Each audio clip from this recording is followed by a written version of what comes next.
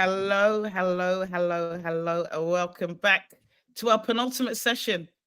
Can you believe we've done it 8 days, man? We have done this 8 days. We've chopped up about how we get content out there, how we monetize, how we protect content, how we can shoot content with our mobile phones. They say it's a downturn. We say no, it's a disruption, man. It's time for us to kind of get moving, getting our content. There's still an insatiable appetite for content. So what we've got to do is find ways to get our content out there. And no better example, I don't think, than the conversation we're about to have today. I mean, it's exciting, man. Morgan Cooper. Like, where are you? Are you live in LA? Are you coming from us in LA? Yeah, Damn. I'm in LA right now. Thanks for having me. No, thank you for being here. We've gone international, man. Guys, we've gone international. And Say it. obviously, we've got the very on the eye, Jimmy Akingbola with us, who obviously you guys know him from sorry you didn't know this. You're part of the production company Triforce, aren't you, Jimmy? And you're also Yep, obviously indeed. Jeffrey in there. Yeah, wonderful. Mhm, So yeah. what the plans are tonight is that we're going to chop it up and we're going to talk about Morgan and his journey and how he got Bel Air to screen. Obviously Jimmy's connection within that, and then obviously Jimmy's work in the UK, the differences that Jimmy's seen in the diversity conversation in the UK and US, and finally talking about collaborations. Please join in and get interactive and put your questions and Lily, let's do it one last time. Let's do that. Lily, are you out there? Mhm. Like she is. Lily, when you can come and there she is. I'm There alive. she is. Sorry, Hey, I'm always sending good. emails. Somebody had to be emailed. It was very important. No problem. Do you want to give us a whistle stop tour? Yes, I do. This is our second to last session. I don't quite know what I'm going to do with myself on Saturday or Monday, but welcome to the CVC Live. So I would like to turn your attention to the black bar at the top of your browser. That is the menu for the whole festival. So you can see we've got TV Collective Live in the top left-hand corner, and the first button in is schedule, however you say it. Inside there, you can see all sessions, past, present, and future. So as sessions are happening, you can join them. For our final session tomorrow, which is with TikTok at 1 p.m. You can set yourself a calendar reminder for it, and for all the sessions we've had for the past 2 weeks, you can replay them inside your schedule. Few buttons on, you've got the people icon, and in here you can see everyone attending the festival, and you can switch it a little button to show you everybody who's online right now. And beneath everybody's profiles, you'll see a little speech bubble and a little calendar button. Those buttons allow you to direct message somebody through the festival platform and also request 10 minutes of their time. If they agree, it will book you a 10-minute meeting. Simone and I, while we are both admin, we didn't realize that we couldn't switch this function off. So surprise, Morgan and Jimmy, that includes you. So please be responsible how you DM them, and be aware that not everybody can reply. They're very busy. Down the right hand side is our menu inside the session. We have the chat where we say hello. So I'm going to do that right now. Underneath that, if you have a question, I'm backstage moderating. So if you have a question for Morgan, Jimmy, or Simone during the session, please put it in the Q&A speech bubbles icon just underneath, and I'll make sure that you can come up on stage and speak to them directly. And if there are any links or resources or further reading that are required throughout the session, you'll find them in the little pages icon, one up from the bottom. And that's me. Have a great time. Fantastic. And if you guys have missed any of the sessions, don't forget when you go to schedule, if you press playback, you can watch any of the sessions. Like Lily said, we've got TikTok, how to monetize your content with TikTok tomorrow. And also, which she didn't mention, is we've got our final event. We've decided to stream it. We've got Akala giving a legacy lecture. I'm just talking about the state of the industry and what we can be doing to move it forward. So that will be our final. Anyway, get in the room. Thank you guys for being here. What a pleasure. Morgan, do you want to just kind of introduce yourself and kind of give us a kind of overview? Tell us a little bit about you before you kind of started, before the Bel Air moment. And we've got trailers that we want to show about Bel Air, obviously Bel Air the season 3, and also your Okay. kind of viral clip. So do you want to just give us a little background? You were a Yeah, for filmmaker sure. before? You Yeah, yeah? absolutely. Yeah, absolutely. Well, I'm a writer director. I'm based in LA, but I'm from the Midwest. I'm from Kansas City, Missouri, right in the heart of America. very blue collar city, very blue collar Midwest upbringing. Kansas City's known for barbecue. We're not necessarily known for filmmaking, so to speak. We're known for barbecue and jazz music, and a lot of those influences, specifically of jazz, and the music I grew up listening to, has found its way into my work, and was really kind of the entry point for me as a storyteller, as an artist, was, driving down the highway with my dad, listening to Frankie Beverly and Mays and Miles Davis and Coltrane. It's like that was my upbringing. And, I didn't know filmmakers growing up. I didn't know filmmaking was a possibility. It was something that after I graduated high school, I didn't go to college. I didn't go to film school. I bought my first camera, which was a DSLR, the Canon T2i. And I spent 2 days with that camera in my little 500 square foot apartment in South Kansas City. And I said, there's no plan B. Like, this is it. I'm going to make a career with this camera. And all these years later, here we are. So it's been a blessing. Wow. Wow, my God. Wow. And it's funny because you share the story of so many people that in London or in the UK that work in TV that don't necessarily haven't grown up around people that work in TV, but just passionate to tell stories and kind of reflect back what's happening in our communities. Jimmy, obviously we know you as an actor, but you kind of straddle both on screen and off screen, don't you? When did you, obviously we've known you for an actor over the years. When did you kind of come back screen? Has there always been an ambition for you to do both sides of the, work both sides of the camera? Yeah, it's always been an ambition. I think when me, Fraser, we co-created Triforce Creative Network, I think from doing events that the ethos was always about connecting diverse talent with producers, directors, management, agents, and collaborating with other artists and bringing people together. Suddenly, I think the producer brain in me realized what my gifts were in terms of, bringing people together, connecting people, but also us working together to create a platform for talent to be seen. It's so funny when I hear about your story, Morgan. I always think about, like, I feel like if you were born in London, like, we would have already known you. Do you know what I mean? We would have been like, oh yeah, we know Morgan. He had a short film at our festival at BAFTA. Or we saw him at Monologue Slam doing a monologue, even though he's a writer and a director, producer. And so I think as I got older, and as Triforce got older, Fraser and Minnie Ayres as well, we talked about what's the pivot. And the pivot was two ways, I think. It was like, we could be an agency, but then we would lose our relationships with all the other agents because you become competition, or you create a production company and you utilize all the talent that you've known over the years and give them a platform through the scripted and unscripted shows that we make. And so for me, even on Bel Air, Morgan's so collaborative. We always talk about, like, what's the story that we're trying to tell and how do we tell it? And, and I stay in my lane as an actor, but I always just think as a producer, and I love to collaborate and think about what is the storytelling for Jeffrey being a Black Brit in LA, and Morgan's always like giving me the backstory to Jeffrey and helped me lean into that and been very supportive with, how we roll that out as a Carla Waddles, the showrunner. Okay, that's wonderful. Well, Lily, can we show the clip? Morgan, are you okay if we show the viral clip, the clip that kind of started or created or kind of sparked the whole? Lily, is that good? Let's show the clip. I know it was about 3 minutes, so what we do is I think we're going in kind of halfway, and obviously we'll put the clip in chat and people can kind of jump in and watch the entirety of the clip and find more afterwards. Go, let's roll clip. So, Will, what brings you to Bel Air? I got caught with a gun. How are we related again? Shut up, Carlton. He's from the streets of Philadelphia. Will needs discipline. Just a little time. Just a little time and a little love. We are what he needs. Why don't you go back to Philly? Born and raised, right? You think I would ever want to be in this life? You're not welcome, Will. This is fake. Wherever you from. This is fake. You didn't do anything to earn this. I never had nothing. My life ain't a sitcom, I guess. I don't even feel like I belong here. Just give it some time. Everything happens for a reason. Yo, you must be from Philly. Yeah. What's up, man? I'm Will. Jazz. Jazz? Hey, so what part of town you staying in? Bel Air. They got you out there? All right, Philly. Let's see what you got.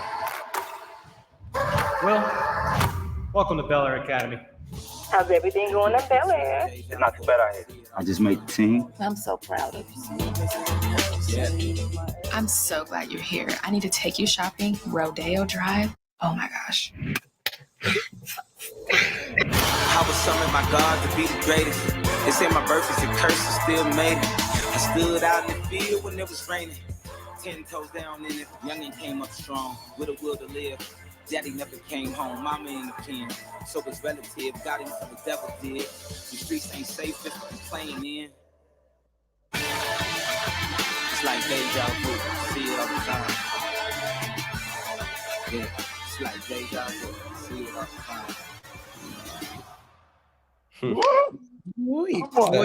time. Prince. Well, boy. Wow. Man. Lot of memories come back seeing that. Man, it's really inspiring watching. Tell us kind of the journey. How did that come about? And like you obviously kind of went full and you kind of just believed in it and kind of just committed to it. So I really want to hear the story or the journey of that. So what kind of sparked the idea? And then tell us all about that. Yeah, so the idea for Bel Air hit me, 2017. I was driving under I was on the freeway actually in Kansas City in my hometown, and I drove under a bridge, and just kind of how my mind works as an artist. Usually when an idea hits me, it's like full spectrum, like how it looks, how it sounds, how it feels, it's all kind of one thing. And I was thankful to have this moment where the universe granted me the vision for Bel Air. It all kind of happened at once. And it was, obviously you have the idea of reimagining the Fresh Prince, right? And it's just like, for me, immediately my mind went to just, call my producer and like, let's just get to work. Let's just roll up our sleeves and do it. I was thankful to, at that point in my career, have been making a good living as a cinematographer. I was actually a cinematographer at the time, shooting commercials. And so I was able to take the money I made from the commercials that I was shooting and just invest it into my own spec projects. And one of those ideas was Bel Air. And so I invested $25,000 into that short and was able to shoot it in 8 days. We shot 4 days in LA, 4 days in my hometown in Kansas City. And we put it out March 10th, 2019. And we spent no marketing dollars on it. We just uploaded it to YouTube. And within 24 hours, it had like 2.5 million views on YouTube and like 50 million views on all over different platforms. It just went viral so quickly. And Will's company Westbrook reached out to me within 24 hours and said, Will loves this and he wants to meet you. And so the next day I go out to Calabasas and I meet Will on FaceTime. He was down in Miami doing Bad Boys 3 at the time. And he was just like, yo, I love it. And there's always kind of that moment, I think, in life, in your career, kind of those inflection points that you have to be ready for. And he asked me the question, what do you want to do with this? And he gave me a chance to pitch him in that moment, my vision. And I said, I want to adapt this into a 1-hour drama. And he's like, I love it. And 2 weeks later, I'm down in Miami developing it with him, and the rest is history. So. That's insane. I mean, you said you were already a cinematographer. Was it because that fact that it went viral so quick, why do you think that happened? Was it because you were kind of in the community? I know you said there was no marketing, but what was it that helped that move so fast and get it into real spectrum? Is it because you kind of around those types of people kind of know the right connections? Because if I remember uploading something to YouTube and I couldn't find it myself, so I couldn't find my own. Yeah, I mean, I think I think there's a couple of things, like, to be, in 2019, Will was, I mean, he was so, like, that was such a hot moment for Will. Like, he was hot on YouTube. That's when his YouTube was starting to go up and going. It's just something about like that particular time where it just felt like the stars aligned. So I think part of it, candidly, is just like, it was good timing, and I felt it on my spirit, like March 10th, I'm releasing it. And thankfully it worked out. Like, if there had been, something that dominated the news headline, maybe it doesn't pick up as much traction, but like, it felt like that day there was nothing going on but Bel Air. It was so I think it was partially due to timing, but also I think what really the feedback I've gotten that I think why it was so captivating and why it really cut through the noise is because of the quality. I think people were really just captivated by how it looked, how it felt, the tone, the execution of it. It's just like if you talk about like, oh, I'm gonna reimagine the Fresh Prince, you can't really wrap your mind around it until you see it and you feel it. And I think people really feeling, oh wow, there's production value, and oh wow, the lighting, and that's where the cinematography experience, because I shot it too, as well. So I was able to really control the feel of the image and what I wanted to achieve visually. And that's always been the feedback is, wow, it looks like this. And so I think that had a lot to do with why it cut through, what I think anyway, based off the feedback. So. No, and I think that's important because over the last 8 days, we've spoken a lot, particularly in writing, about tone and ensuring your voice comes through and proof of concept and the importance of Yep. actually doing something to kind of like you kind of did half of the job, right? Where you did such an amazing video or short film that it kind of spoke for itself. So then the only thing that you've got to do is just kind of speak to that, and that was kind of taken. Did you, Jimmy? I'm going to talk to you in a minute, but did you like so in the UK the process usually is and I'm talking more TV than film, so I'm sure that with film it's slightly different. That you would have an idea, and then you try and get funding, or you try and get commission, or you try and get someone to give you permission to kind of make this thing. Was that were you trying to raise funds to do it, or what kind of made you just think, you know what, I'm just going to commit to this, and just do this, and put money into it? Well, how did you try and shop it around first? Didn't get a lot of interest, and just decide, if I'm going to do it myself, or was it just, you know what, I'm going to try a thing, I believe in this, and do it? Yeah, I didn't attempt to shop it. In fact, I was very, very protective of the idea. I didn't talk about it to too many people at all, outside of people I was working on it with. Like, because it's one of those ideas when I had it, I knew it was a good idea and I knew it was a valuable idea. And so I'm like, I need to keep this very close to the chest. And so I really kept it amongst very close friends, family, and collaborators. I didn't go out and try to raise money for it. I was like, and also, I was like, well, I feel if I can execute the vision how I see it in my head, I think this could have legs. Like I really just kind of felt that in my bones. And so I was like, I also want to make sure on the equity side of things, it's like if I ask for money, then that can be very complex on the other side of it and like untangling that. So it's like, nope, let's keep it real clean. I'm making money right now. I'll invest in it and I'll do it myself. So. Yeah, that's a really brave. I think that's a really not necessarily brave, but it shows a real kind of level of commitment and confidence in your work. And I sometimes Thank you. wonder whether a lot of no, but I wonder if a lot of creatives sometimes like that because I sometimes like commission kind of endorses that it's a great idea, right? But just to say, you know what, I'm just going to do it. That's big. Jimmy and I talk about this too. I also think like, again, I was a cinematographer and I wasn't at that time exposed to a lot of the things as an EP, right? That you're exposed to politically. For me, it was very simple. Like I show up, I'm a mercenary, I execute the vision as a cinematographer and I go home. Like that was my like day job, right? And so like I wasn't familiar with the concept of raising money. It was just very much just like I make the money, I invest in my own stuff. It was very, very simple. So, I think the kind of naivety in a sense of the process of raising money for me, like I didn't have that barrier. I didn't know to be like, it didn't feel like a risk to me. Like I kind of look back on it now, I'm like, damn, dude, like that was, that's wild that you did that, Yeah, definitely. But I think that there's so many lessons within that we can all take. Sometimes Yeah. you just got to kind of take a punt. And when you Gotta say go. you felt it felt right, and you kind of like you're doing this and you kind of can see your body language and it feels like I'm not that you don't necessarily have the words to articulate it. What was it that made it feel right? What was it? That was it. Was it just you'd read something? I don't know what made it right. I'm trying to understand what made it right. What made you know that this thing is the right thing and I'm going to do this? Yeah. I mean, I think like, the same thing when Jimmy started his company, right? It's just like you just have this download that you just have to trust. Like that's the thing about it is like Bel Air is an insane idea. It's an insane idea. Like I was telling somebody the other day, I don't think I would come up with a Bel Air, it was 7 or 8 years ago when I had that idea. I was 24 when I had that idea. It's like I'm a different person now, my different life experiences. Like that was a moment in time where I was hit with that download. And I think we all have those moments. Everybody who's probably on this call has those moments where you have an idea and you know it's great, but you can think of all the reasons in the world to not do it. Like whether it's money or, you know, damn, will Will Smith sue me? Like all those thoughts run through your mind. Like for real, it's like I am vastly violating this intellectual property.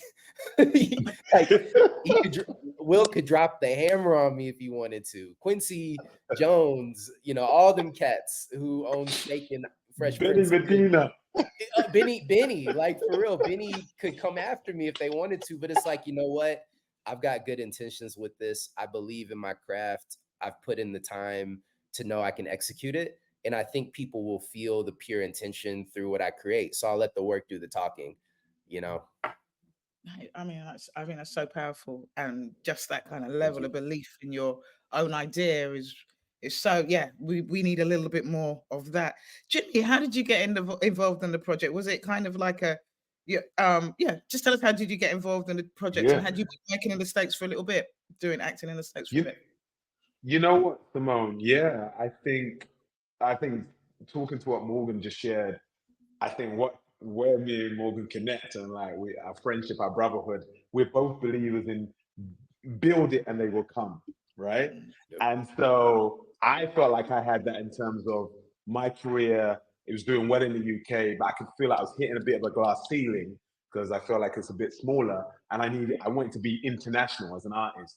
So my version of build it as they come was, let me invest in myself, let me take the money from Holby City to get myself a green card, and then let me move to the States with 20 grand in my pocket, which probably gave me a year's worth of rent, which there's no other option. You know what I'm saying? And luckily I've got my business partners, Fraser and Miniers, they're gonna run the production company while I'm in the US. And so I was actually in the UK doing In the Long Run season 3 with Idris Elba. And I remember seeing the trailer for Bel Air going, wow, they're doing a remake of Fresh Prince. And there was two things that was going on. One, I was like, I didn't even get an audition for that, man. I'm like, because you look at it now, 2019, it looks like an actual show. So one, I was pissed. I was like, oh man, I can't believe they didn't even get me in for that. I was thinking, like, yeah, I could go for Will, Cohen. Yeah, I know. I still think I'm a young man. Go for Will? So that happened, and then I just sort of like saw it just blow up. And I think, so in that time, it's 2019, that's blowing up. Then you're also going into the pandemic where it's the anniversary of the show. And it was only during that time where I realized, wait, that's a trailer of an idea. It's not the actual show. So when the audition came through, it was so funny. I was in a place where I was going up for a lot of stuff. I just felt it in my spirit that some big thing was coming. I was up for Maya Rudolph's Loot. I was up for Slow Horses. And then I had some Amazon thing and a Netflix thing. And then this came through and it said Jeffrey, like mid-50s, 60s. And I was so tired. And I was so short with my agent. I was like, listen, all due respect, I know I can play all sorts of characters. I don't want to age myself up. I'm just going to pass. They got back to me so quickly. I was like, Jimmy, stop it. You have to do this. They said, ignore the age. I don't know if you know this story, Morgan. And then I was like, sometimes your agents say that just to get you to do an audition. And seriously, Simone, you look at the audition, it can be 6 to 8 pages. I was like, if this is more than 3 pages long, I'm not going to do it. Anyway, I opened the link. It's about, the scene's about 2.5 pages. So I'm like, I've got to do it. And so I do the audition with my niece, Fola Evans Akingbola, who's also an actress, and I do a lot of my self-tapes with her. And I remember, Simone, during that moment, I'm in a 3-piece suit in her flat in South London. It's a hot day in London. I'm sweating. But I just remember falling in love with it. I just remember, like, I don't know, even though I hadn't spoken to Morgan at this point yet, I understood it. And I just felt like, I really feel like I could do something different with this Jeffrey character. And also because I'm a big fan. Do you know what I mean? So I felt like I know the show. So when I did that audition, then I got a call back. And then that's when I first met you, Morgan. And Morgan was great on the call back. It was on Zoom like this. And I thought I did terribly though, Simone. I just, because I didn't met him before. Morgan's like, he works in certain ways, giving me great notes, but he's like, feel it in the body. I couldn't see the casting director I was reading with. Something was wrong with my Zoom. So I was in my head a lot, and I was hot, stressing and sweating again, because I knew this is a moment in my life. This is a big opportunity. And then I remember just feeling like I messed it up. I remember just sort of like doing one more take, and I think, Morgan, you let me do it in my own words and just freestyle with it. And I remember just like ready to press leave the room on the Zoom, because I was like, Jimmy, you've messed it up. You've messed it up. And then I just remember, I think it was like 2 weeks later, my agent called me. She said, congratulations, you're playing Joffrey. And I was like, Joffrey? Like Game of Thrones? What? I didn't go out for Game of Thrones. She's like, oh my God, Jeffrey. I mean, Jeffrey. And then tears came out of my eyes. I remember, my brother Shagan, who passed, like the year before, just saying, bro, I did it. And then I was told, I think I was one of the first people cast.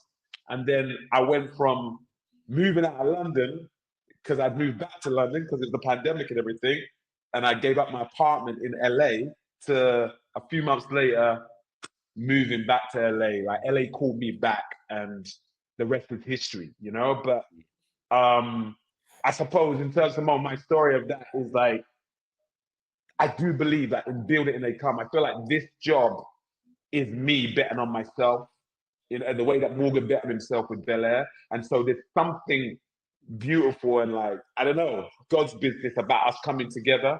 Because not only that, playing Jeffrey and knowing Joseph Marcel, me being fostered, and the whole story of Bel Air is about Benny Medina being adopted. You can't write this stuff. Do you know what I'm saying? And then Morgan, he's so knowledgeable.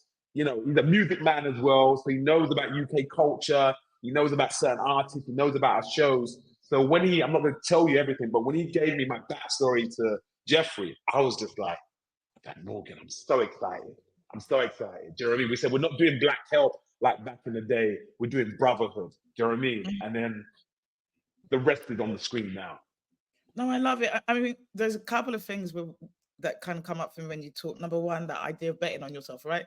Just, I want this, and I'm just going to go for it. Yeah. No long things. Yeah. I don't care who Yeah. says what and where.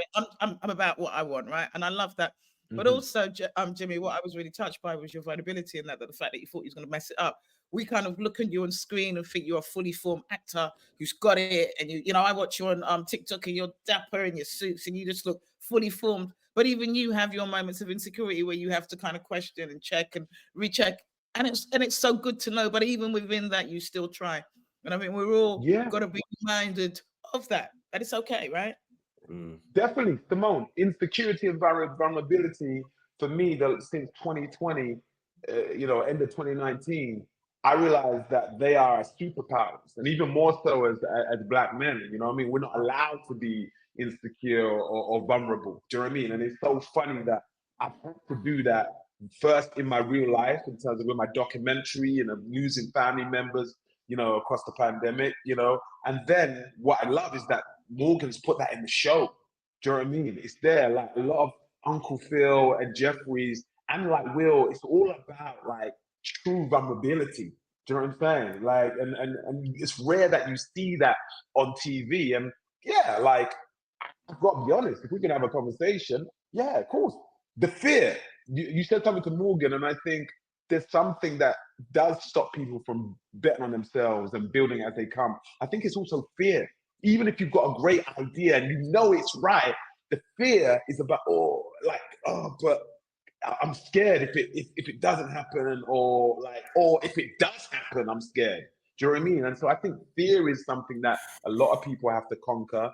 And I think there was something, I had a little bit of fear about playing Jeffrey, but once I read the script and I saw what Morgan had written, I was like, they don't know what's coming. Everybody thinks it's another sitcom. They can't see the nuance in this script. They haven't met Morgan. So suddenly that fear went to excitement, and I can't wait to, share my work as an artist through what Morgan's created. And so yeah, I think, vulnerability and allowing yourself a bit. It's powerful. It is so powerful. And I think that also that thing about fear that I don't know, oftentimes what you perceive in your head is often 10,000 times worse than the reality, right? So, like when you're sitting there thinking about, like you're saying, Morgan, oh my God, Will Smith's going to sue me. This is going to happen. That's going to happen. That can kind of paralyze you sometimes. And actually, it's often far, not even that. It's not even kind of, it doesn't never show up like that. Morgan, so you kind of created, what happened then? So you connected and they made the show. Well, you've taken quite a pivotal role on the show right now, right? So are you able, how much of your kind of creative direction have you been able to manage to hold on to? Just talk to us a little bit about that and how you managed to kind of negotiate that. Well, you make sure that you were able to retain that. Yeah, for sure. And I think that's another benefit of of creating something, right? Because so often in this business, like the concept of chain of title to an idea, like that's very, very important in terms of maintaining your creative rights on a project, right? Especially, you know, when it all blew up, I was a younger creative in my journey. I was 26 when I started developing that, right? And we work in a business like especially television. It's very much like, wait your turn is kind of the energy, right? And so being newer to television, I think the good news is like I was able to create something that was really compelling from a quality standpoint as well, right? And so we're negotiating my deal. We didn't have to fight for me directing the pilot. They wanted me to direct the pilot, and they recognized that that was necessary to executing the tone of the show, to putting together the cast, to just ensuring that the vision of Bel Air is in place. You know what I mean? So that was an easy part. Me, I was I co-wrote the pilot as well. And so, but those were all things that I got to say to Universal and Westbrook and to Will's, their credit. It's like, I didn't have to really fight for any of that stuff at all. Like they wanted me to lay the foundation of the show. And that's what I was able to do. And I'm still on the show as an EP. I was able to come back to the director's chair last season as well. And so I'm very involved. But it's interesting at the same time, it's like Bel Air is not my only idea, right? And so I've got another pilot at Peacock as well that I'm developing, that I'm excited about. I'm writing my first feature at Amazon right now. And so, in order to build my business, I can't, I have to diversify and do other things. And so after season one, I wasn't in the writer's room. I haven't been in the writer's room since season one, because I wanted to continue to build my business. But I'm still incredibly active in the show from a creative standpoint as an EP and as a director. And we'll continue to do so moving forward. And so, but we love our team. Our showrunner Carla Banks Waddles is amazing. We've got great writers. Television is such a team sport. It's way bigger than one person. That's what I always wanted with Bel Air. It's like I feel like the reason I'm on this earth, I got this download years ago, is to really just open doors for others through like my passion, honestly, is just like create these things that launch careers, that make dreams come true for others. It's like if it turns in this thing where it's just like it's for you, it's like that's like, what are we doing? It's like, I want this to be something that launches the next 30, 40, 50 years of somebody's life and their careers, and puts food on people's table, pay more. Like that means so much more to me than like your name being in the lights. Yeah, I don't know what's going on, like some energies aligning, but that's been the theme again that's come up time and time again, is to be in service. That the kind of like the thing that kind of gets you through is to be in service. So when you're having those hard times and everybody's telling you no and you can't do it, the fact that you're in service, that commitment to being in service is the thing that drives you. So the fact that you come again with being in service, I just wanted to, it's just that theme that keeps coming up time and time again. And Jimmy, you've been in service in terms of in the UK with Trifles for a long time, kind of like you said with your monologue slams. You guys have been doing Dandy. You've been really prolific in trying to ensure that there's more diversity, definitely behind screen for a minute. What's the differences have you noticed being in the US around the conversations around diversity and content creators? I mean, like one of the things that strike me is that as much as like I'm really feeling Morgan's story, the bit that kind of throws me is that Will Smith can just ring you and say, yo, boom, here. Like it feels like we don't have those kind of characters at the moment in the UK that could kind of just sanction something like, and if I go in, boom, it's going to work. So it'd be interesting to hear what are the differences that you've seen or you've observed. I think I'll start with the similarities. The similarities is that there's still the same issue around diversity in the US. It's the same but bigger, you know? So like there is still a problem. If you look on TV right now, there's Bel Air, Power, Abbott Elementary, and then I'm struggling for a few others because we don't have Atlanta no more, Insecure, like. So I feel like a lot of those other shows that had people that look like us got cancelled, you know? Wow. And so it's even more important that you've got a show like Bel Air that's, you know, it's not guns and violence, that it is us, it's supporting Black excellence, it is like the storytelling is on another level. So like, I want to start with the similarities there, and then I think Jimmy, sorry to jump in. I'm so surprised at that because I think that we often sit here in the UK kind of with rose looking at the US and saying, oh my God, there is like this place, they're the Mecca and they're doing so wonderful. So for you to say that they've got the same issues is quite, from a lot would be quite shocking, I think. Yeah. No, exactly. That's why I said it. That's why I said it. I live here between here and the UK, and I see it, and I'm like, wow, it's still a thing.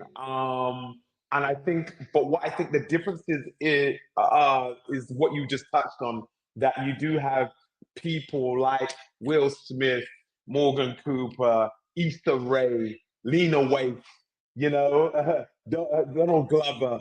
I can go on, Viola Davis. All these people got production companies as well. All of these people are in a position where I think their chances of getting something across the line are so much greater, just as hard as in the UK, but so much greater. In the UK, we don't have that many. Do you know what I mean? We have My Production, Trifles Productions. You know, you have Lenny Henry's company. You know, you have the Real Deal Films who did Dreaming Whilst Black.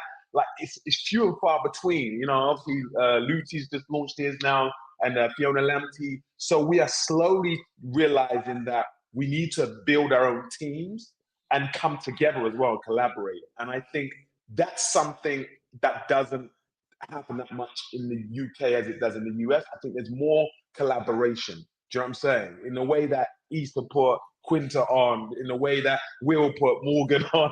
Do you know what I mean? There's a lot, the way what Kevin Hart's doing, Hart Productions. You got London Hughes got her own special there. You know what I mean? He's got to deal with Peacock. I look at that and I'm going, the UK, you know, we're a bit behind like that. Even though we're smaller, I think the mentality could be better about nurturing the talent behind the camera as well as in front of the camera. And let me explain that. There is engaging with talent, you know what I mean? Someone like, you know, Toasting Cole, if he was in America, a channel would be like, what do you want to do? What do you want to do? But then also there's the production company, someone like Rapman's, there's that, they would have a holding to actually, you know, be able to go in the room and really put somebody on and get something across the line. And I think the UK could do with that. And I feel like there's the weird thing about a slight lack of nurturing UK talent, especially when it's a you know, diverse talent. And when you say I'm nurturing UK talent, from what point of view? From broadcasters and the industry, or from us as a community? Both. I think, the top levels is how they engage with us. Do you know what I mean? And how they want to nurture us. Are you looking for a completed thing or a rough diamond? In my way, Morgan was a rough diamond. The quality of the stuff is great, but he's never done TV before. And look where he is now. Do you know what I'm saying? Yeah, he's got a history of doing short films and commercials and music videos, you know? So what are you guys, the Channel 4s, BBC, ITV, Sky, do you know what I mean? UK, Netflix, what are you guys doing in terms of engaging and nurturing this talent that we all know that's out there? That's, you know, you can talk about people about ourselves or whatever, but you can talk about the next generation underneath. But then us as a community, we need to come together a bit more. Do you know what I mean? Like, you know what it's like, Simone. You do your thing, and I reckon we can come offline and say, how many people, if we include our business in the UK, have really supported what you do? Do you know what I'm saying? We've had it with Triforce. It's like, we're always going to put other people on, but sometimes we're like, oh, wow, like, we see all these big talks about the problems, and we're doing this with no money. It'd be great if there was a little bit more support in the community. Not saying that there isn't any, there's a lot, but I think we could come together more collectively. I think there's a couple of things. I totally agree. As we sit here and Sharon, like, hold on, wait, I'm going to just totally agree. We need to come together more. Yeah. And actually, to keep it real, that's why we're called the TV Collective. And I've been trying to push this narrative for a long time. And I'm once working in production, it always felt like there could only be one. I definitely feel a shift in that, and I definitely feel that we're far more supportive. I think, though, I hear you, but we don't have Will Smith, right? So we don't have those larger than life characters and celebrities that can really champion where we do. I mean, we have Idris and we have you, Jimmy, as well, obviously. Do you know what I mean? But we don't have such a big community of those larger than life. So I don't know if that's part of the problem. And I mean, I've got a whole theory about the kind of difference between the American and British experience in terms of Americans kind of having to find their own identity because of the segregation, where us being invited here makes us want to assimilate more and constantly looking for somebody or looking for the industry to help us. I always, when we look to America, and again, this could be just rose-colored glasses, but when you look to America, it feels like, regardless of what's going on, we could survive among ourselves. Again, that could be just us looking in and thinking, oh, it's so beautiful over in America. And I think it's an interesting point. And I think do you think that there's space to collaborate, and how can UK, is it that we should all be running to the US and kind of settling in the US? Is there space to collaborate? Where are those opportunities for us to be talking and collaborating with kind of US content makers? Jimmy, I'll ask you, and then I'll ask you, Morgan, afterwards. Yeah. I think, yes. I think, again, what you've talked about there, I think it's a twofold, right? We're saying we don't have a Will Smith, we have Idris, but there's more other talented people. Because again, that's the UK mentality, one in, one out. You can only say Idris. Now, actually, we've got Idris, we've got Michaela Cole, we've got Adrian Lester. Do you know what I mean? We've got Toasty, we've got Babu Sise. Do you know what I mean? I can list so many other people. And if we come together more, right? If we come together more, like, let me use an example. Triforce Creative Network, we collaborated with Andy Mundy Castle. Andy Mundy Castle, Doc Hart have been going for 20 odd years, making amazing documentaries. He's a BAFTA winner now. We came together. We didn't be like, no, we came because he's one of the best out there. He got the idea, it elevated, and then we made a good product. Do you know what I mean? And I think that sort of stuff can happen more. Do you know what I mean? And it's not just because he made one of BAFTA now. He's already been a king from time. But that's our mentality. So I think like we need to start building that, because now Andy Mundy Castle is being talked on a level like the Steve McQueens and the Miss and Harrimans. Do you get what I'm saying? Yeah. And then so we can build our own Will Smith from ourselves, and then we make ourselves undeniable. And then I think the other thing in terms of America, I'll let Morgan talk to this.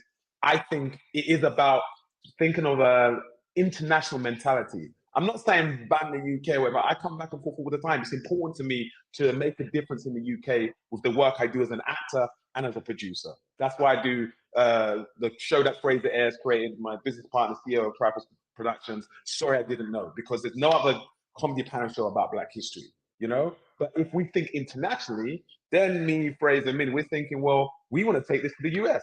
So we are having conversations with people in the US, whether Issa Rae's people, Kevin Hart's people, because to have that show on an international level, can you imagine something like Sorry I Didn't Know on Netflix, and then you're talking about Black history, not just in the UK, but you're talking about Black history in Brazil, in America, in Nigeria, in South Africa. So I think it's that way of thinking, and I think with streamers now, it's still difficult, but it's again, lean into the fear and just bet on yourself. Do you know what I'm saying? Somebody's made a comment. I totally agree with you. Although I think collaboration is happening a little bit more.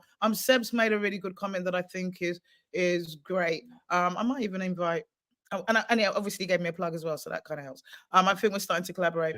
I think it's also an access and visibility. Things like TV Collective are making us more visible, not only to the rest of the industry, but to each other. Seb, are you there? Come join us. Or you'll take a minute to join us.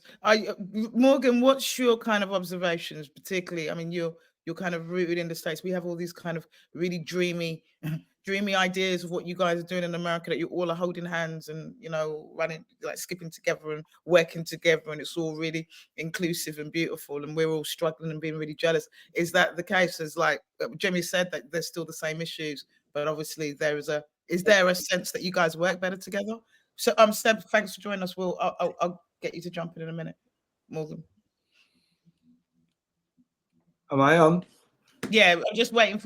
Morgan is thinking. He's thinking about how collaborative the US creatives are. Yeah, yes and no. I mean, it's very, very, very, very, very, very competitive. Like it's unbelievably competitive. And I think due to that level, hi Seb, how you doing, man?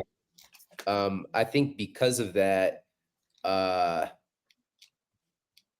like I don't know. I think like I'm in a different headspace, honestly. Like I think, you know, this whole thing is like an algorithm, right? Like the phones have, or Instagram. It's like I think life in industry is like an algorithm, and we have to be the ones to kind of retune the algorithm and be futurists, and, you know, think about I think like Bel Air, for example, and how that existed. Like, yeah, like it would not, Bel Air as on Peacock would not be a thing if Will didn't want it to be a thing, like to be very, very clear. But like, you know, it went viral without like Will, people didn't know that Will, like we'd already been talking for like months later. It went viral by itself. It went viral because of the people, you know. And again, it's like that was an idea that came out of Kansas City, Missouri. There's probably people on this call that don't even know where Missouri is, right? But it existed. We've got the internet now. It's like, so it's like, again, for it to go to the next level, it needed will, but like, you don't, we have the people, we have community. And it's like, this is all about, can it connect with an audience? Can it connect with people? So I love everything you guys were just saying about just like, yeah, like let's galvanize together. Let's build together. Let's break this algorithm and like break through these boxes of like all these rules that the gatekeepers say have to be. That I'm like, maybe that's again my naivety, but like, I'm just like, you know what? I'm rocking with who I'm rocking with. Let's go. Like this tribe right here is what it's all about. Let's get this work in. Let's stay focused on this work, what we want to say, and they'll catch up when it's time. Like Bel Air wasn't my first short. I've made several shorts before. Some of them that, you know, I had one that got into Chicago. I won at Tribeca. So it was like, it wasn't, but Bel Air was the one that popped. And so you just keep making, you keep cultivating your craft, you keep building confidence in your voice, and you don't become discouraged by like this gatekeeping rule thing. Like I don't play by those rules. Like if I went and like tried to pitch Bel Air before making that short, it would have been killed. Like nobody would have wanted to make it. It's like, so you know what? I'm not gonna wait for permission. We just gonna make it and keep shooting our shots and keep building this tribe and what we're doing. So like, I think that's the future, and we have to be like futurists when it comes to this industry, you know. Anyway, that was a lot and kind of like no, but 100. I am 100. That's why we sit here in this festival. That energy right there is what this is all about. So I mean, I'm 100 with you. Seb, you kind of wanted to jump in because we've had this conversation around kind of collaboration and community and all that kind of good stuff. Yeah, hi everyone. Yeah, I mean, I agree that we definitely need more collaboration. I think that's 100. But what my point is that whilst I agree with that, and whilst I'm also from an older generation that's had the kind of not seen the collaboration as much, or it appears that there hasn't been, and it's been difficult to get that collaboration. I think there's various different reasons why. And I think that collaboration now in younger generations, we're seeing that happen. We're seeing it happen, and we're seeing, and they're given more power to make it. You know, once like a Johnny and you, Jimmy, and you're there, and then you can make it happen. In the past, it's been like you get a job, and you're like, well, I got to survive. I'd love to bring others in with me, but I've got to survive because it's like snowy around here, and there's no one else that looks like me.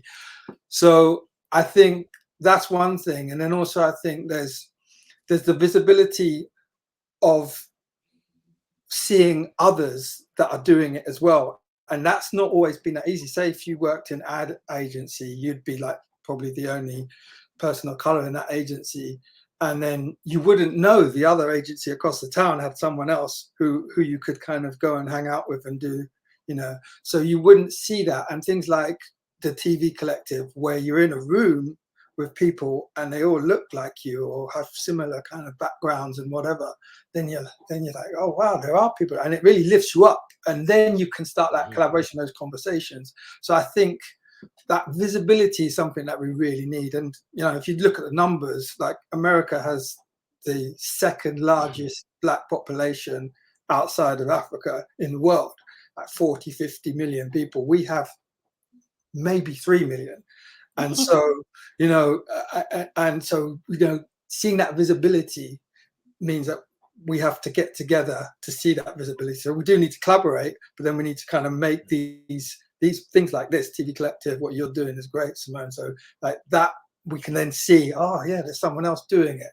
And then we can get that knowledge and then we can pass it on. But that's all I completely agree. We definitely need more collaboration. We need to collaborate and learn from what people are doing in the States and stuff like that. But that's just my point. No, thank you. And thank you for sharing. Yeah, sorry. Go, Jimmy. No, Sorry. I just want to spend Seb, 100% agree with you, Seb. And also at the same time, I think the space, what you're talking about, there's something that we're not in control of, which is about how the industry give us visibility. Yeah, right? yeah. Do you know what I'm saying? We need to take that back. We need to take that back. And I think that is about making something undeniable, like Morgan's made, in America. Like we're doing that. But then it's like, how do we support those great pieces of work to give them visibility? Yeah. Especially because now the game's changed. You know what I mean? Not to make it about like us in terms of Triforce Creative Network, but Fraser Ayres, the showrunner of the show, he doesn't get visibility and seen as a showrunner because he's a Black guy in some ways. It's almost like it just gets put to the side. But it's like, well, like, no, but he's created this show that is not only doing Black history, but it's entertaining and it's doing what we're talking about, Seb. Yeah. We don't just have like Gen Z and all the young'uns. We know our elders that have got us through these doors where we are right now. Yeah. So we have the Robbie G's, we have the Curtis Walkers, the Richard Blackwoods, do you know what I mean? The Gina Yashere's. When we talk to ITV about who we want on the show, we are so like adamant of like, we need these kings and queens that are not visible as they should be visible, like a Judi Dench or like a Benedict Cumberbatch. Do you know what I'm saying? And and it's a fight. It's a fight. But I think it is each generation being aware and having that in your mindset of like, how do we make ourselves visible? But also now with social media, everyone's got their own following and profiles. When the right people come together, that's going to be powerful. When I look at something like the Book of Clarence, some people loved it, some people had some things about it, but all those names together, that's one of the first times. Do you know what I mean? When I think of all those films and I see all the great white actors like Tinker Tailor and all these great names, I get excited about that. But in the UK, it's rare that you can look on a billboard and see so many big A-lister names. And what James did, he had A-lister names from Africa, America, and UK. Do you know what I mean? And it's more like that. Do you know what I'm saying? And there's space for films and TV shows to fail as well. I feel like we don't get that in the UK. It's like, oh, you want that good. I think like there's two things that I think are really important there that you said to me. I totally agree. Is one, we shouldn't be judged on the last thing that we did and then that's it. Like we should be able to make something and explore that risk and then go, right, we've made it, it did well or it didn't, like Book of Clarence, regardless of it. The reason he's able to do that is because he's getting the backing from the States. But we should still be able to do that over here. And then secondly, I think we should be able, we shouldn't, we've got thousands of stories to tell. We have thousands. People of color have those stories to tell. So we, A, should be allowed to tell those stories, but then B, should be allowed to tell any story and not be judged solely on, oh, you are, for myself, a Black director. So here's Black History Month. You can do something Black History Month, but then that's it.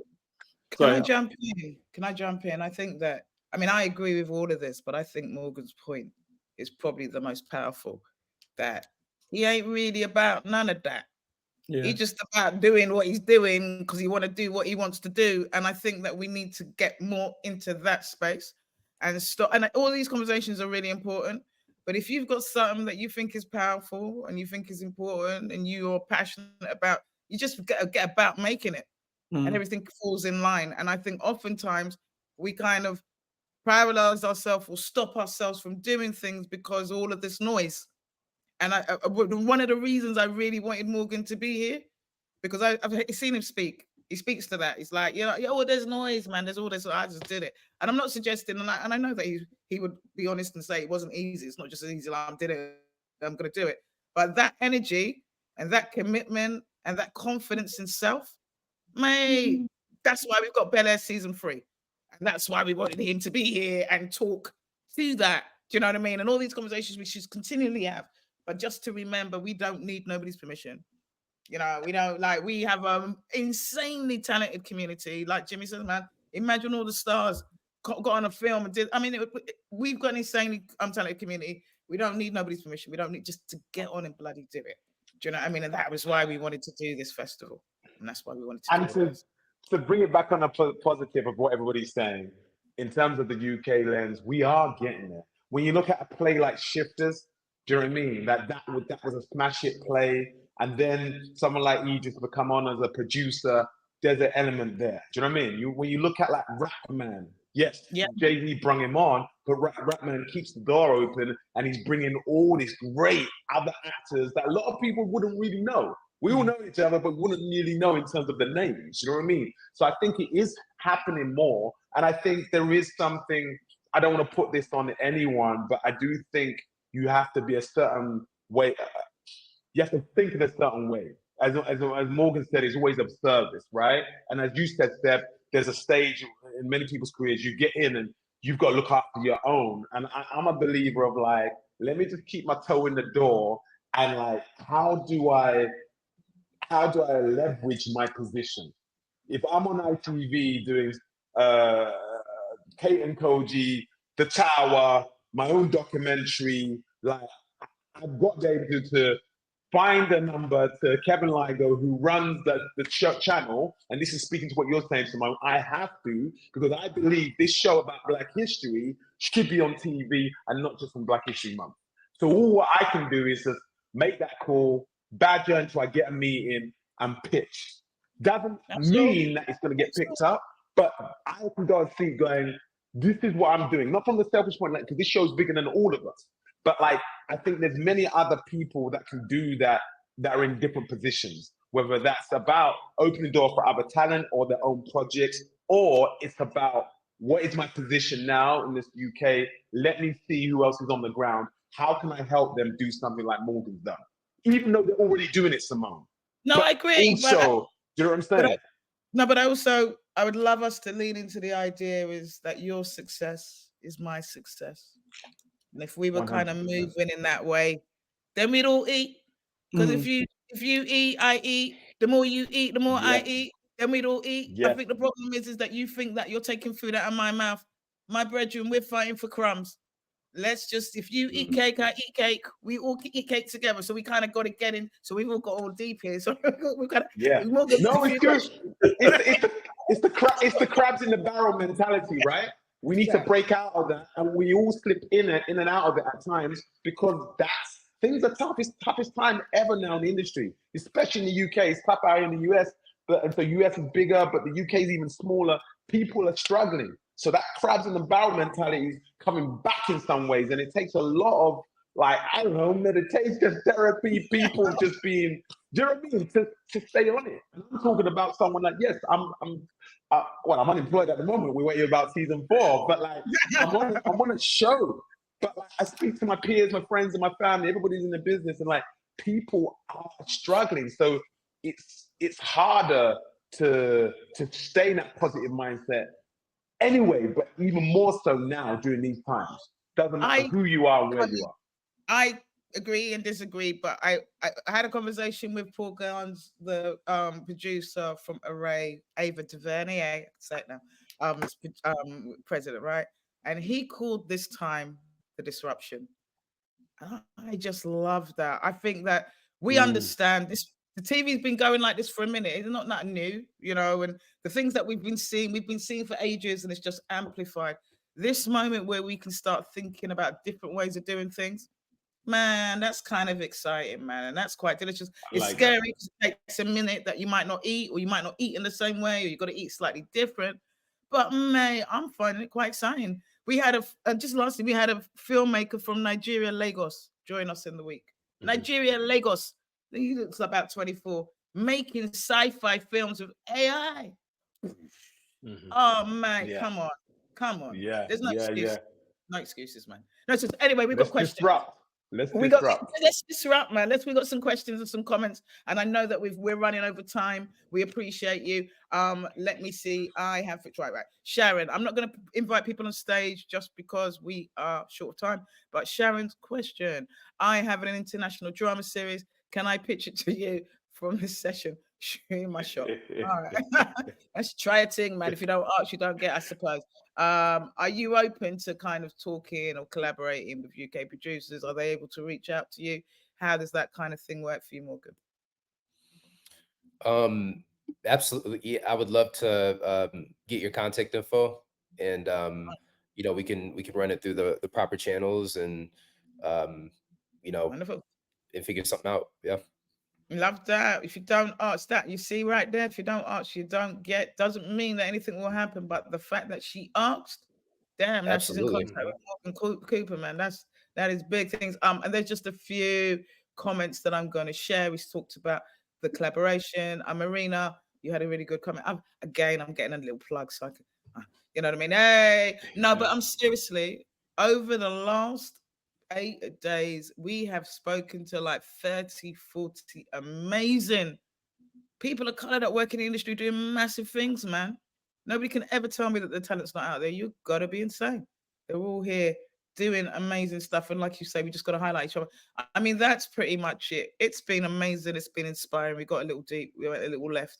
But I think for me, I hope you guys are left with the idea to just take a punt on yourself, man. If you don't take a punt on yourself, who else will? And you never know, you might end up with a free season amazing series with Will Smith on Peacock or wherever your dream may be. But please just take a punt on yourself. And Morgan, thank you for being here and just sharing your journey and Yeah. how you did that. Can I That say was one so more thing? Please do. I'm sorry to interrupt. I just want to say one more thing that's just on my spirit. Something that's just been really, really helpful. You know, especially over the past, I think, several years, because I feel myself really over the past like year and a half entering a new chapter of my creative journey, and trying to understand what that looks like. Um, I, you know, part of the noise is like social media. I just think, and listen, like it's a marketing tool now in a way, like it's a part of what we do. It just is like it's just a part of the algorithm, so to speak, of our business. But like really being present in my day-to-day life, in my work, in the words on these pages, and being really focused on that thing has just like, it continues to change my life. And so I would just like say maybe to anybody who kind of finds themselves getting into this like this spiral or like a vortex of comparison through Instagram likes, and you know, this person got booked for this thing, why am I not booked? It's just like, yo, like like your timing is your timing, and like be proud of the race that you're running, right? This marathon that you're on, the people that you're running with, that you're rocking with. Like, I mean, you'd be surprised. 4 or 5 people who are really locked in can move mountains together when you're focused on that. Like, don't be trying to like, I'm thankful that Bel Air has become a big show. I'm thankful for that. But like, yo, I wake up, it's about this work. It's about Jimmy, our relationship. Like, it's about that. It's about this community. It's about this tribe. And like, I love the fans, but I think you also have to like just be really present on what you're doing and like be mindful and be very mindful and intentional about the de-noising. So I just wanted to say that that's a big part of this in my mind. I love that. I've been saying it all week. We've got to be less impressed and more involved, man. Less impressed with all that we're doing and what's going on and being more involved. I don't even want to say anything else because I don't want to even change up the vibes. That was beautifully said and beautifully rounded up. Jimmy, thank you so much for joining us, and thank you for your continued support. You know what I mean? And we talk about collaborations. Let's make it in front of these people that we should find ways. Try force on yourselves that we should collaborate more. And you know what I mean? And not just talk about it, but be about it. Morgan, you're absolutely amazing. I really want to invite you back and do a kind of like we spoke about. I know, I'm hoping you're coming to Content London. Are you coming back to Content London in December? I would love to. I don't know if what the exact relationship between TV Collective, if it's the same thing, but all that to say, it's like I would love to return to Content London and give a masterclass. It was a download I got a couple weeks ago. I was telling Bernardo about that. I've gotten a lot of questions on the sequence, Jimmy, that we did with you and Joseph, right? And just how we shot that scene, how we captured that. And around it, I've just been in the morning just kind of doing some notes on a masterclass that I want to teach about how we did that through all facets and just like telling that story through that scene. And I've got a lot of insight that I want to share, and I would love to do it at Content London if I'm invited back. I haven't been invited back yet. Yeah. But if not, would you come and do it for us? Can we find a way for you to do it for us? I don't know that we can afford to put you up unless unless you're going to sleep in my car or my sofa. But we're welcoming you. We'd love to have you come over, and even if we do it online, we would love that. I think that we're in that time, right? It's the sharing of knowledge, it's the sharing of just sharing community. We can't do this on our own. We can't do this on our own. Wonderful. I would love that. Oh, Lily's saying you can stay at her house. See, she's Thank you can stay at my house. You see what I mean? Guys, that has been amazing. I'm fully kind of vibed up. I've got a sound fork and I've got my crystal lamp and I'm sitting here on a little medi one and I'm going to go and sit down and be kind of quiet and just think about it. I think that the advice that you've just given about being present and just doing it because you love it, doing it because you're passionate, doing it because you have something to say, doing it because you want to do it. And I know there's noise about you got to get paid and who's doing what and who's doing what.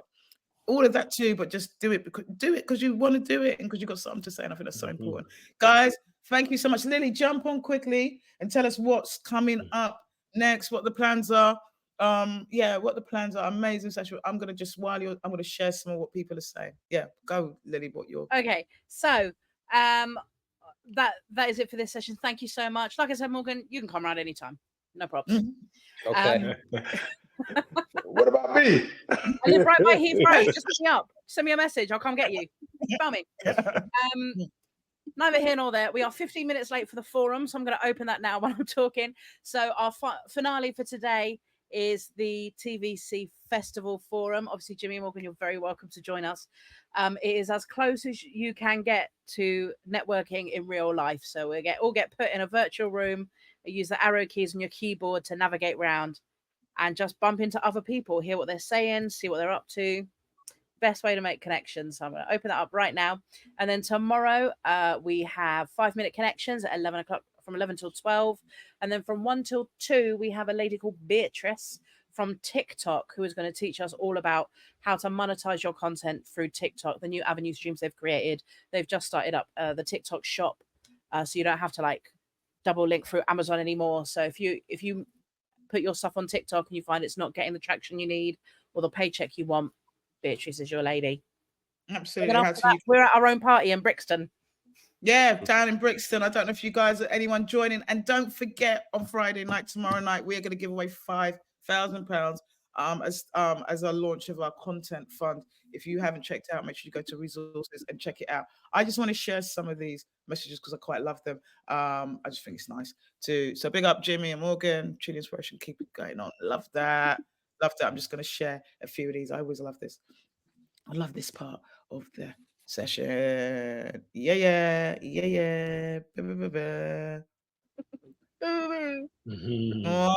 Oh, yay. Sorry, I'm slight. I'm glad people are feeling it. Thank you. Yeah. Big thank you to you, Simone and Lily, for for providing this platform and forum for all of us to come together. No, 100%. thank you. No, thank you. It doesn't. Oh, I mean, there's so many. There's Yeah, loads just of people. echoing the sentiments all three of you have been saying, and Simone's been saying for 2 weeks now. We're doing this festival to remind ourselves that we're all here, and we're all together, and we all know how to make TV. We all know how to make film. We already know how to do it, and we're all already here. So you don't need to go it alone. Just hit us up. You hit us up right now in the forum, and also please sign up for the TV Collective Content Fund, because then we can give you money to do it as well. Perfect. Listen, guys, even if it's just for 5 minutes, join me in the forum. This experience is insane. You're going to be kind of floating in space. It's absolutely insane. It's a good way to kind of just round up and say hi and talk to each other just for 5 minutes. Please, I beg you. Morgan, Jimmy, oh, fantastic. I'm looking forward to kind of doing more and continuing conversations. And just thank you so much for being here and your contribution. It means so much. And just to know that you've inspired 1 or 2 people is just what a delicious thing that we're able to do, man. Just be in conversation. Man, I feel grateful. Thank you so much, guys. See you in the forum in 5 minutes. See you later, guys. Bye. Love you, Jimmy.